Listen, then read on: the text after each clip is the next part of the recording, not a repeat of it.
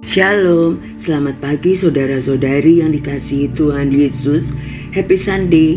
Sebelum kita beribadah, mari kita merenungkan firman Tuhan sebagai sumber kekuatan kita sepanjang hari ini. Mari kita berdoa.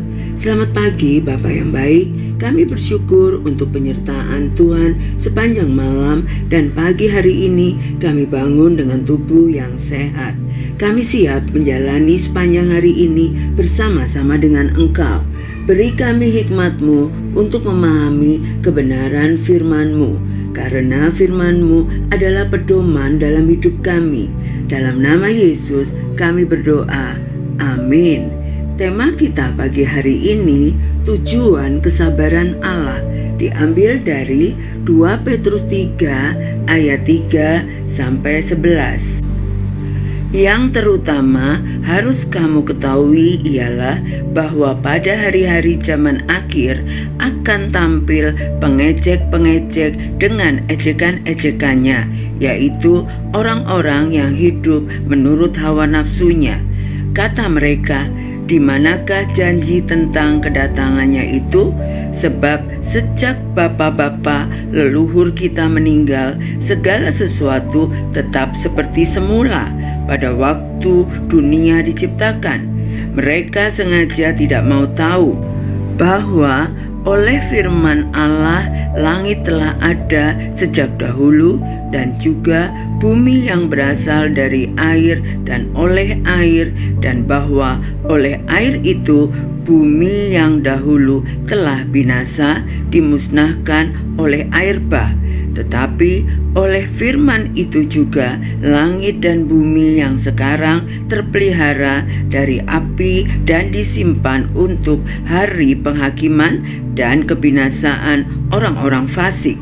Akan tetapi, saudara-saudaraku yang kekasih, yang satu ini tidak boleh kamu lupakan, yaitu bahwa di hadapan Tuhan satu hari sama seperti 1000 tahun, dan 1000 tahun sama seperti satu hari.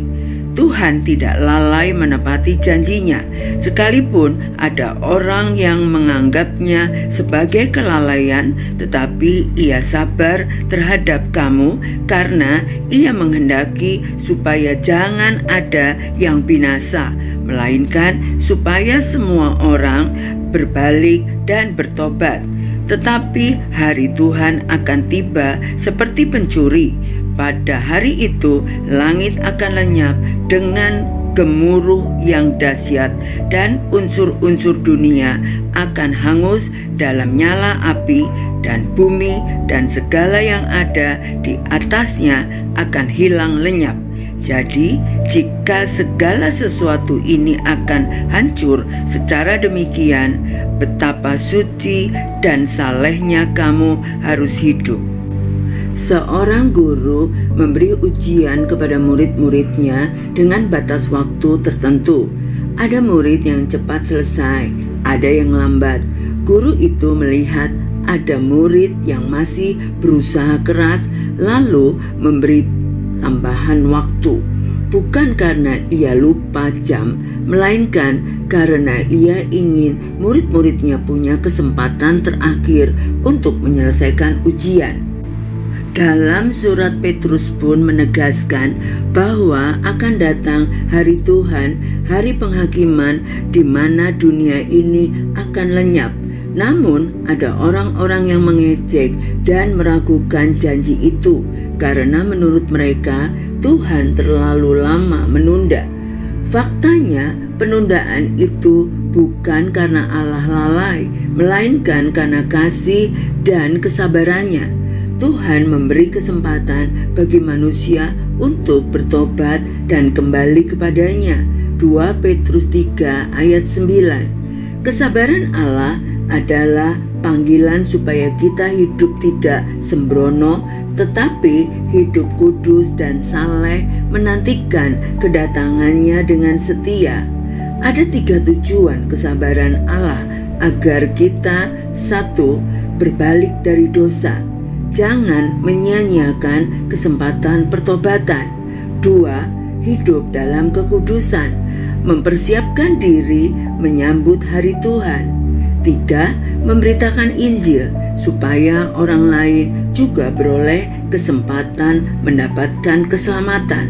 Demikianlah penundaan kedatangan Allah adalah wujud kesabaran dan kasih-Nya supaya lebih banyak orang diselamatkan. Tetapi waktu itu tidak akan selamanya. Akan tiba saatnya ujian berakhir dan setiap orang harus mempertanggungjawabkan hidupnya. Gunakan kesempatan ini untuk bertobat serta hidup kudus dan ambil bagian dalam rencana Allah dengan membawa orang lain mengenal keselamatan di dalam Kristus. Jangan menyalahartikan kesabaran Allah itu bukan kelalaian, melainkan kasih. Mari kita berdoa. Terima kasih Bapa yang baik atas kesabaran-Mu yang memberi kami kesempatan untuk bertobat dan hidup benar. Tolong kami untuk menggunakan waktu yang ada dengan sebaik-baiknya, hidup kudus dan membawa orang-orang di sekitar kami untuk mengenal Yesus. Berkati kami sepanjang hari ini, apapun yang kami lakukan mendatangkan kebaikan bagi kami dan bagi sesama. Di dalam nama Yesus kami berdoa dan mengucap syukur. Amin. Selamat beraktivitas. Tuhan Yesus memberkati.